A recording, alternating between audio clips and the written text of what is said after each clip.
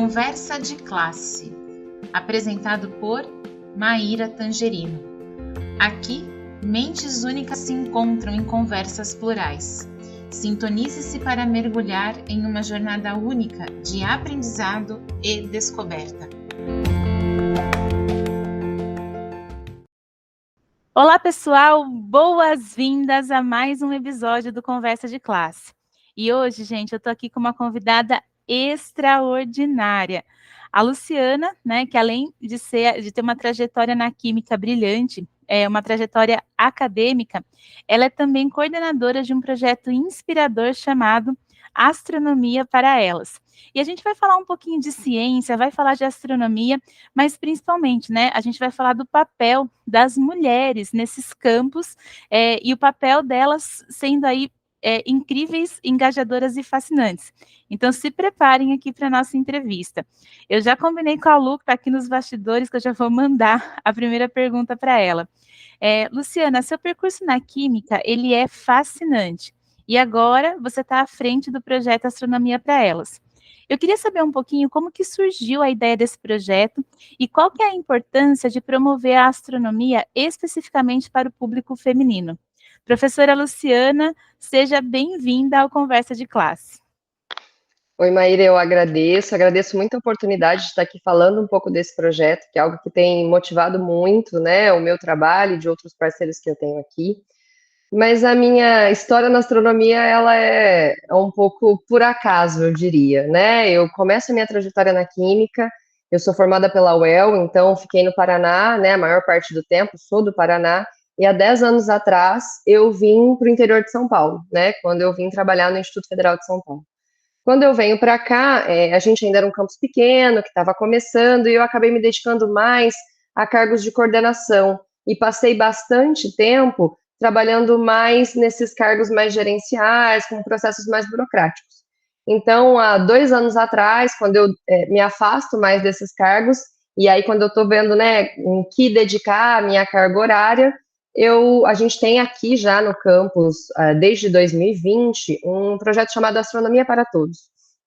E aí nunca foi o meu grande foco a astronomia, mas é um professor com quem eu tenho bastante relação, e aí eu fui conversar com ele se de repente eu não poderia colaborar com esse projeto, né? Então a gente começou com uma ideia completamente diferente do que existe hoje, né? A ideia é que eu trabalhasse um pouco mais da astroquímica, que seria os conceitos de astronomias voltado para a área da química, mas nesse primeiro ano de trabalho surge um edital que é chamado aqui em São Paulo de Meninas nas Exatas.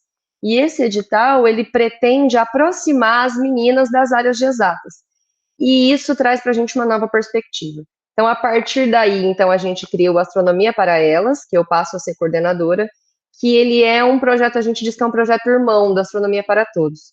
A gente usa a astronomia como a nossa base de engajamento científico, né, os conceitos de astronomia, a gente trabalha tanto questões mais simples, voltadas, por exemplo, para os conteúdos da Base Nacional Curricular, né, pensando em conteúdos de ensino fundamental, e aí a gente vai para as escolas para fazer essas ações, mas a gente também trabalha, às vezes, conceitos, né, tenta trabalhar conceitos mais complexos.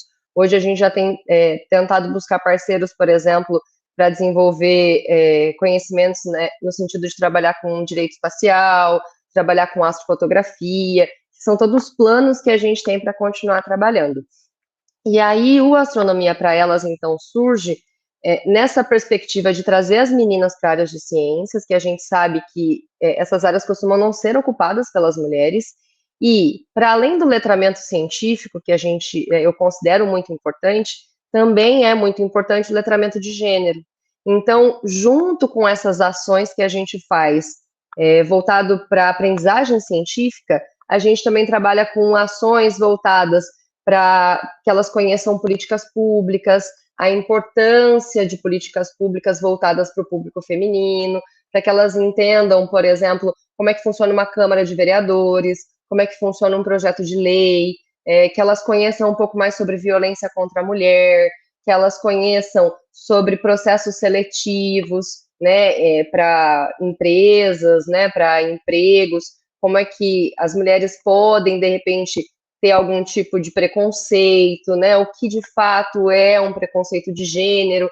Então, a gente tem esse objetivo de trabalhar as duas coisas. Então, essa parte de letramento de gênero é uma coisa que sempre me atraiu, mas sendo da química, não era uma coisa que chegava muito para mim.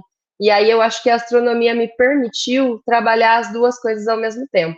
Então eu falo, né, costumo dizer para o professor que trabalha aqui comigo que na astronomia eu estou aprendendo ainda, né? Então, uma coisa que eu nunca imaginei na minha vida, que era manejar telescópio, fazer observação astronômica, e são coisas que aí eu vou aprendendo, né, para as ações que a gente tem feito, mas eu diria que foi bem por acaso, mas tem sido assim, tem frutificado bastante e tem sido muito legal trabalhar todas essas ações.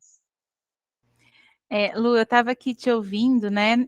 E o nosso público aqui no Conversa de Classe é de docentes, né? Tanto mulheres quanto homens, mas eu me atrevo a dizer que tem mais mulheres aqui que nos acompanham até do que homens, mas também eu tenho um público muito grande de graduandos, né? De homens e mulheres que ainda estão na graduação e que vão ocupar esses espaços ainda no futuro. E eu até pensei muito, assim, se eu começava essa pergunta com essa frase, mas eu acho que ela faz sentido, né?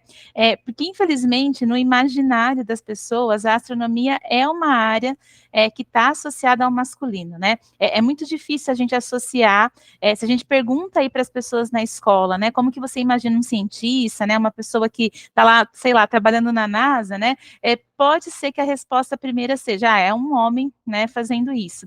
Eu queria saber como que você vê, né, os principais desafios enfrentados pelas mulheres que decidem seguir uma carreira nas ciências exatas, e especificamente aí na astronomia. Eu acho que quando você diz que está no imaginário, eu acho que esse é o grande problema, não está no imaginário, né? A realidade, ela é de fato, ela é muito cruel nesse sentido. Quando a gente pensa até historicamente, as mulheres foram apagadas, né? E não só na astronomia, em muitas outras coisas, né? Então, a gente tem, né? Se a gente pensar lá nos anos de 1900, a gente tinha a Cecília Payne, que ela trabalhava ela fez o doutorado dela estudando a composição das estrelas, e quando ela faz uma proposição que as estrelas seriam formadas por hidrogênio e hélio, que hoje a gente sabe que essa é a realidade, mas à época isso era um absurdo, porque acreditava-se que as estrelas tinham uma composição semelhante à Terra, o orientador dela diz, não, você não pode dizer isso, porque isso é um absurdo, né? E depois, né, uns 2, 3 anos depois, ele publica essa descoberta, né, que ela é válida até hoje e a gente tem isso até hoje. Então, no fundo, eu acho que isso é um resultado de muito tempo em que as mulheres não foram valorizadas, não foram reconhecidas. Tem até um termo que eu não sei se você já ouviu falar, que é chamado de efeito Matilda, né, que ele é usado bem para essas questões, quando as mulheres são apagadas dos seus processos, né? E esse termo surge, isso é interessante de dizer, porque na década de 20, né, tem um pesquisador que faz todo um trabalho e ele chama de efeito Mateus, a questão de que pesquisadores mais conhecidos teriam mais influência e receberiam mais recursos, e isso dificultaria um pesquisador que não é tão conhecido conseguir chegar, né, a algum reconhecimento. E anos depois se descobre que todo esse trabalho foi feito por uma mulher, né? Então ele usa o trabalho de uma mulher para criar o efeito Mateus, então depois surge então essa vertente que seria o efeito Matilda, que fala desse apagamento.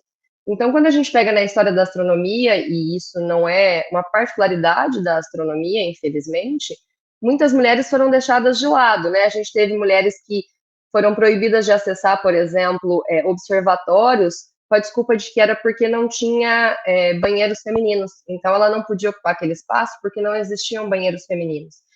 A gente tem a Miriane Pastoriza, que ela nasceu no Uruguai, se eu não me engano, e depois ela passou bastante tempo no Brasil, e que para ela poder passar a noite no observatório, ela precisava de uma autorização especial do reitor, senão ela não tinha essa autorização, coisa que para os homens era corriqueiro. Então, de fato, né, e eu converso muito isso com as meninas que a gente atende no projeto, eu acho que é uma questão de falta de representatividade. Como poucas conseguem chegar nesses espaços, como é que uma menina que está crescendo agora e pensando nas opções que ela tem para o futuro, vai pensar em ser, de repente, uma astrônoma, né, ou pensar em ser astronauta, se ela não vê isso acontecer, né? É muito interessante, tem até a Mae Jemison, que ela foi a primeira mulher negra a ir para o espaço, isso em 92, então não é muito antigo, né? É muito recente.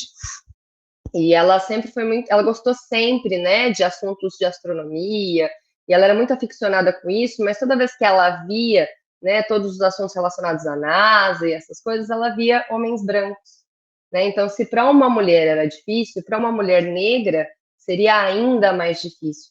E é interessante que aí ela encontra a sua representatividade na série do Star Trek, que tinha a Tenente Uhura, que era uma mulher negra. Então, isso mostra a necessidade da representatividade.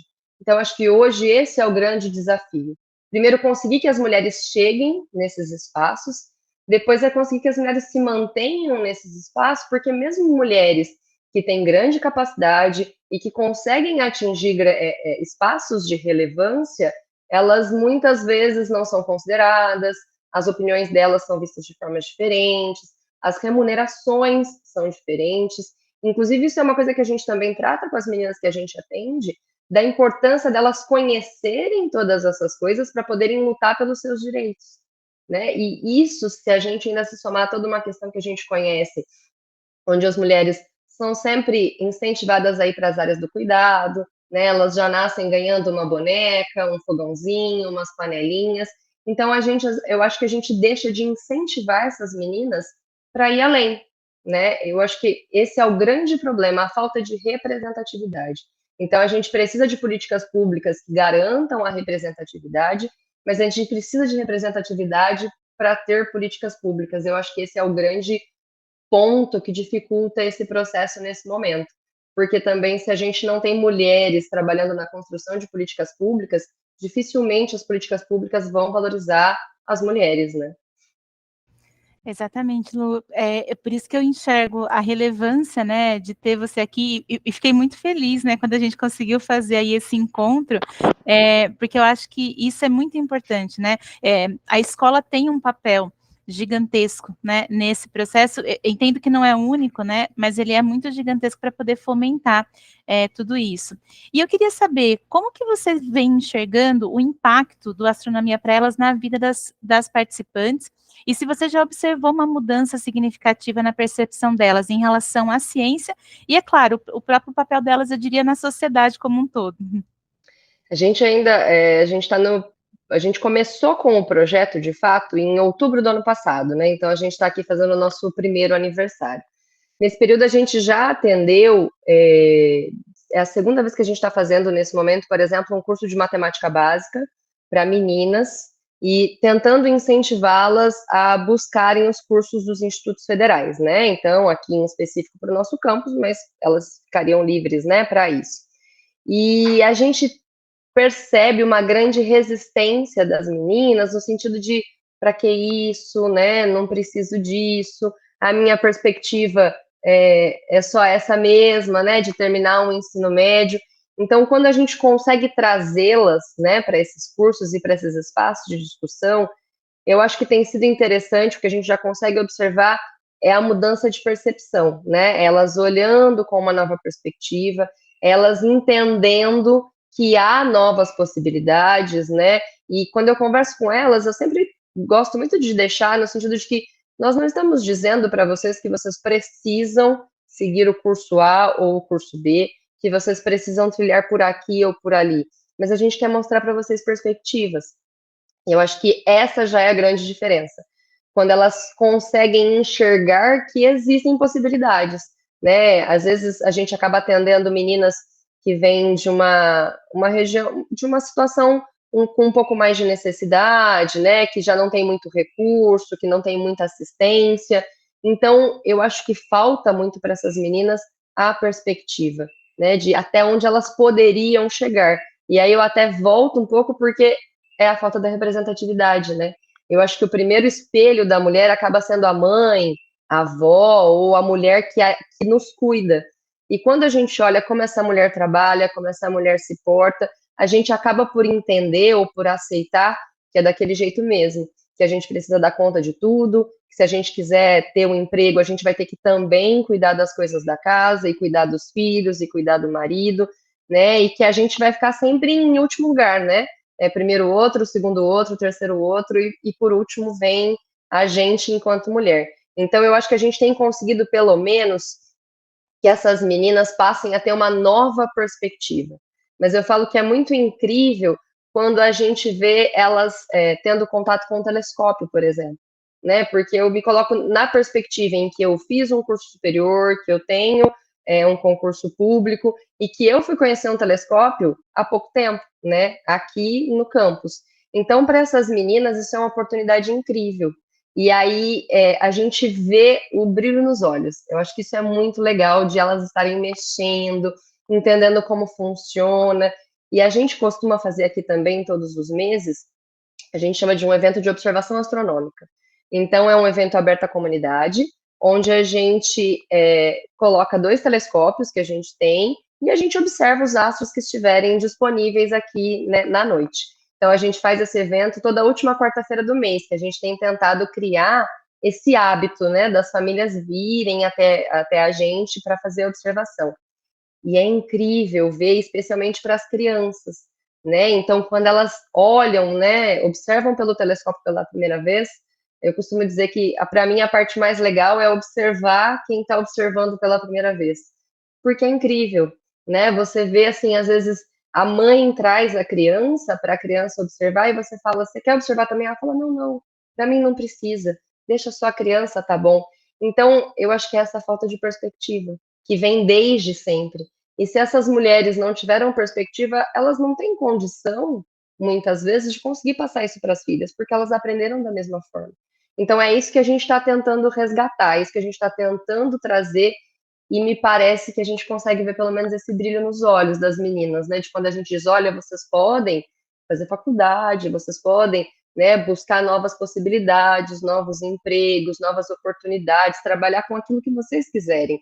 Então, eu acho que isso reforça um pouco a autoestima delas. É assim que a gente tem trabalhado bastante também. E que lindo, né, Lu? É ver um universo começando de novo, né? Se a gente usar uma metáfora aí grandiosa, porque é muito grandioso isso que você está falando, né? Para a gente ir encerrando, né? A química e a astronomia, eu acho que elas parecem áreas distintas. Mas o que eu queria te perguntar é se tem alguma conexão ou abordagem que pode ser interdisciplinar entre essas duas áreas, né? E como que você trouxe a química para enriquecer o ensino da astronomia? E eu queria saber como que essa junção aí complementa seu trabalho. Então, na verdade, quando a gente pensa em química e astronomia, a gente tem muita relação, né? Os elementos químicos, que são a base de tudo que a gente conhece, eles são formados nas estrelas, né? Então, é lá que eles são formados e por diferentes processos eles chegam até a Terra. E aí a gente vai tendo a formação de tudo que a gente conhece, né? Desde as rochas até todo tipo de material que a gente tem. Então, é uma relação muito íntima e que até para mim foi muito interessante começar a estudar esse tipo de coisa porque era algo que eu não conhecia. Mesmo tendo trabalhado muito tempo, né, com a química, com aulas de química, eram percepções que a gente não tinha. Né? Então, isso tem sido muito legal. E aí tem um projeto que a gente faz junto também, né, usando tanto astronomia para elas quanto astronomia para todos, que a gente faz junto a já outros projetos que existem nacionalmente. A gente cria, os alunos constroem foguetes, né, protótipos de foguetes de garrafa PET, e a gente lança esses foguetes. Então, para as crianças menores, a gente trabalha mais só com ar ou água. Então, a gente trabalha conceitos de pressão, a gente trabalha conceitos de trajetória, mas quando a gente pega estudantes de ensino médio, a gente consegue usar vinagre e bicarbonato, que não é nada muito difícil de encontrar, mas a gente consegue usar as reações químicas que acontecem dentro do foguete e geram gás, né? E aí esse gás gera pressão para garantir, de repente, uma maior distância que esse foguete alcança. Isso é uma coisa que os alunos adoram, e é muito interessante de ver que muitas vezes as meninas ficam muito mais empolgadas e mais dedicadas nesses projetos do que os meninos, porque talvez até porque a gente esteja dando essa oportunidade para elas. Né? Então, a gente consegue relacionar de várias formas, né, quando a gente pensa na astronomia. E aí, quando a gente vai para esses rendimentos de reações, isso é muito interessante, porque os alunos começam a calcular os rendimentos, então não é só colocar um monte, você tem que entender como é que uma substância reage com a outra, para você ter ali uma produção de gás de uma forma adequada, porque também se você colocar muito bicarbonato e muito vinagre, você vai pôr muito peso nesse foguete, então isso pode atrapalhar o deslocamento, e hoje existe até a MOBFOG, né, que é a Mostra Brasileira de Foguetes, que são competições que acontecem no Brasil todo, e as escolas podem se inscrever, e aí são os lançamentos mais difíceis em algumas categorias, né? E geralmente se avalia a distância que esses foguetes percorrem. Então, tem muitas áreas que dá para trabalhar e o legal é poder usar o lúdico, né? Porque isso é muito interessante. Né? E agora, até a gente está tentando ir para uma vertente, uma possibilidade de conseguir criar materiais didáticos que possam ajudar o professor em sala de aula. Uma vez que quando a gente pensa no ensino de astronomia, não tem uma formação específica para o docente, né? Podem ser, às vezes, professores com formação em pedagogia, né? A depender se tiver Fundamental 1, às vezes professores da área de biologia, às vezes geografia, mas nem sempre há uma formação específica sobre astronomia, que é um conteúdo obrigatório.